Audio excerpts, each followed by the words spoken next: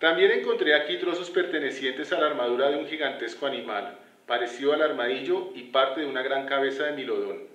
Los huesos de esta cabeza estaban tan bien conservados que según el análisis realizado por Mr. T-Rex, contenían un 7% de sustancia animal y al acercarlos a una lámpara de alcohol, ardían con una débil llama. A mi entender, ninguno de estos animales murió, como antes se creía, en los marjales o en el lecho fangoso de los ríos que hoy existen, sino que han quedado expuestos por la erosión producida por la corriente en el estrato subacuático en el que estaban anteriormente enterrados.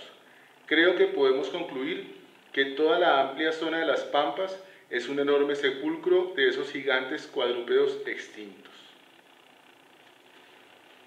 Charles Darwin, viaje de un naturalista.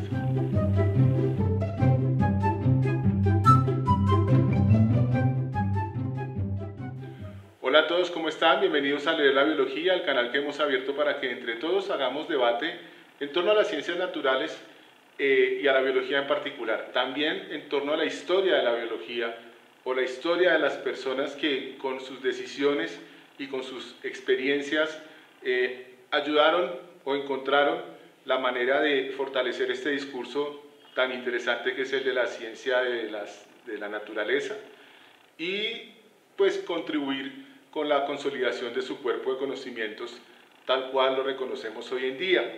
Me refiero a que muchos científicos pues se dieron a la tarea de conquistar el mundo, de viajar y de reconocer de primera mano eso que habían leído en los libros o eso que todavía no se había descubierto, sobre todo pues en la Europa del siglo XVII, XVIII e incluso XIX, ¿no? Un ejemplo, pues este viaje es el viaje de Charles Darwin alrededor del mundo. Tenemos aquí un Darwin muy joven. Me gusta recordar las palabras de Juan Luis Arzuaga, un profesor de evolución español, quien dice que a Darwin se lo recuerda siempre viejito, como en las últimas imágenes, pero Darwin fue un hombre muy atlético en su juventud, muy decidido, y en ese momento en el que él inicia el viaje, más o menos a unos 22 años de edad, pues era el Darwin experto en cacería, experto en cabalgar, que no le temía a caminar en la noche, que se aventuraba de lleno a regiones inhóspitas o insondables. Él era el Darwin que viajó en ese barco y que de alguna manera nos invitó a reconocer la naturaleza en su escenario vivo, con los ojos de una persona distintos a lo que normalmente se decía en ese momento, o se trazaba en ese momento, que era pues ampliamente soportado por la creencia religiosa, ¿no? De hecho, Fitzroy, que es el capitán del barco, él viaja alrededor del mundo con una misión, y es la de hacer cartografía de algunos lugares del planeta, especialmente Sudamérica, pero también con la idea de buscar pruebas científicas o evidencia científica de eventos bíblicos como el diluvio. Entonces, a Darwin lo invitan a que participe allí con ese propósito, con contribuir desde la geología, de hecho ese era como su cargo, y también buscar esa evidencia sobre las razones o las exposiciones que se encontraban en las Sagradas Escrituras. Ya ustedes saben que el viaje de Darwin fue un poco accidentado al comienzo.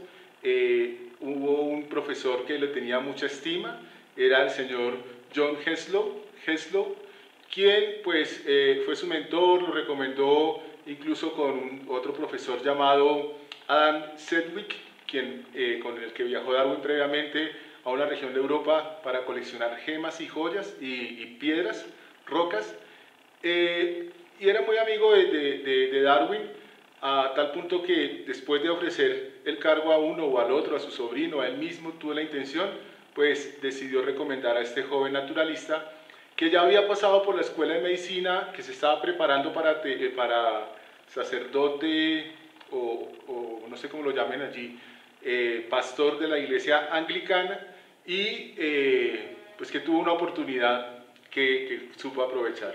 Valga decir que su papá, don Robert Darwin, no estaba muy convencido, fue su tío el que con unas cartas y unas recomendaciones ayudó significativamente para que Darwin viajara, y al final pues él diciembre de 1831, Darwin zarpó a tener tal vez la gran aventura de su vida.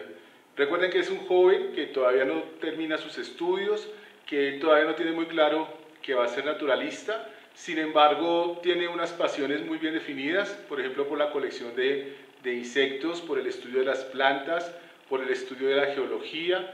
El capitán Fitzroy es un joven también, tiene 28 años a la época, le regala un volumen de Principios de Geología de Charles Lyell y se aventuran a conquistar ese sur del continente americano y conocerlo plenamente. Hay que decir aquí que Darwin, con esa expectativa y con ese gusto, se encontró con una primera barrera y tal vez una de las cosas que casi lo hace abortar el viaje, y era su terrible situación con los mareos. El estar en alta mar lo afectaba bastante. De hecho, él decía que el mar es hermoso, los barcos son magníficos, y la razón por la que la mayoría de las personas no son marinos o marineros es por eso, por la salud, por esa cosa de los mareos constantes. Fitzroy se hace a una persona con la cual hablar, exponer sus ideas. También Darwin empieza a dar, digamos, muestras de lo que tiene, de sus intereses. Lo cierto es que logran una amistad que de vez en cuando se encuentra en momentos críticos, precisamente por esos genios. Ambos tenían muy bien definidas sus prioridades y la capacidad de defender sus ideas, ¿no? Darwin, como les digo, llega con esa idea de contribuir a sustentar el tema del diluvio, pero una vez llega a continentes y empieza a explorar la naturaleza que le ofrece, o el escenario natural que le ofrece Sudamérica, las dudas comienzan a formarse, al principio muy tenue, pero al final él se divorcia de la idea de que el diluvio universal, como está escrito, existiera, y al contrario recoge las ideas para su teoría de la evolución, ¿no? El libro es un anecdotario, está escrito en primera persona y cuenta todos los bemoles de un viaje, desde aspectos como el comer, el dormir, los incidentes con los caballos. Hay un terremoto en Chile que vive Darwin, que lo narra de una manera muy dramática, ¿sí? Aspectos socioculturales de la época, por ejemplo, en Brasil se enfrenta al tema de la esclavitud, a lo que él se opone radicalmente. Su familia y él mismo eran en contra de la esclavitud.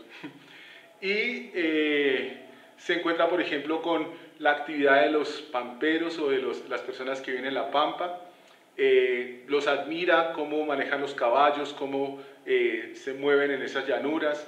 Se encuentra, por ejemplo, con temas de violencia política, como la del general Rosas en Argentina, que a la postre fuera dictador, y todas estas cosas las narra él en su libro al margen, o más bien a la par de la actividad científica. Frente a la actividad científica, Darwin realmente lo que hace son observaciones, colectas. Tiene, como les decía, una habilidad impresionante para la cacería, entonces se apropia de bastantes piezas. Eso se vuelve un conflicto dentro del barco, porque el barco era muy pequeño y él pues ocupaba gran parte con grandes piezas. Encuentra animales raros, nunca antes vistos, que eran muy comunes entre los nativos e incluso parte de su alimento, entre ellos algunas aves, algunos mamíferos, ¿sí? Y estando en Argentina se encuentra con los fósiles de lo que hoy conocemos como megaterios o perezosos gigantes, y esto prácticamente que le da una ruptura a ese planteamiento del diluvio, porque él dice estos animales existieron hace mucho tiempo, mucho más del que creemos, y cómo podemos explicar su existencia, ¿no? Hay un conflicto con Fitzroy, incluso llegan a enemistarse a tal punto que Darwin casi se queda en un puerto y se regresa para Inglaterra, pero los amigos y él mismo lograron sacar adelante eso. En Galápagos hay un descubrimiento mayor, y es el tema de las tortugas gigantes, que tienen patrones en su caparazón asociados al lugar de procedencia de la tortuga. Esto él lo anota simplemente, pero después es una de las grandes reflexiones que él hace a la hora de construir la teoría de la evolución. Lo mismo pasa con los pinzones o los insontes. Y pues él toma algunas muestras, hace algunas cartas, las envía permanentemente a Inglaterra. Lo cierto es que pasado ese viaje, que tuvo gran cantidad de complicaciones, entre ellos la enfermedad de Darwin, que lo acompañará el resto de su vida, al final pues Darwin construye un perfil de científico respetable entre su comunidad, pues las cartas y las muestras que él envía son analizadas, son leídas, son trabajadas en las universidades de Inglaterra, y Darwin parte como un joven emprendedor, un joven aventurero, y regresa como un científico de renombre y bastante reconocido. El barco obviamente tiene un compromiso, el capitán, y es narrar o describir las actividades que se desarrollaron en él, y el responsable de esta publicación pues fue Fitzroy. El barco llega más o menos hacia 1836, creo, después de visitar 41 puertos y haber recorrido casi que los continentes, 4 o 3 continentes. Y pues efectivamente Fitzroy escribe 5 volúmenes que son publicados, entre ellos uno que es este que hace Darwin, le pide la colaboración a él. El libro, pues el informe se convierte en una especie de bestseller, y los editores le piden que lo publique de manera individual, generando tal vez una de las primeras publicaciones más exitosas de Darwin como escritor. Y quiero dejar como dicho esto también, ¿no? Darwin pues se caracteriza obviamente por su rol científico y por la rigurosidad de sus observaciones y de sus resultados, pero no podemos negar que Darwin fue uno de los primeros grandes divulgadores, a la par con Sagan, con Stephen Jay Gould, porque sus libros son presentados en forma literaria, y en esta época, la de Darwin, pues los libros de aventuras eran bastante reconocidos y valiosos. De hecho, el mismo Juan Luis Arzuaga refiere de los viajes de Gulliver que eran pues bastante reconocidos y apreciados, ¿no? Entonces, pues quería resaltar como esa parte de escritor también, porque él tiene otros libros que son como de este mismo corte, por ejemplo, la autobiografía y otros materiales. El viaje de un naturalista es un material que realmente vale la pena reconocer, dejarse llevar por esta aventura y compartir con Darwin esta experiencia que seguro le cambió la vida a él y pues de alguna manera a nosotros sus lectores. Gracias por estar ahí. Recuerden que este es Leer la Biología, y los espero en una próxima ocasión para otro análisis de otro material. Gracias.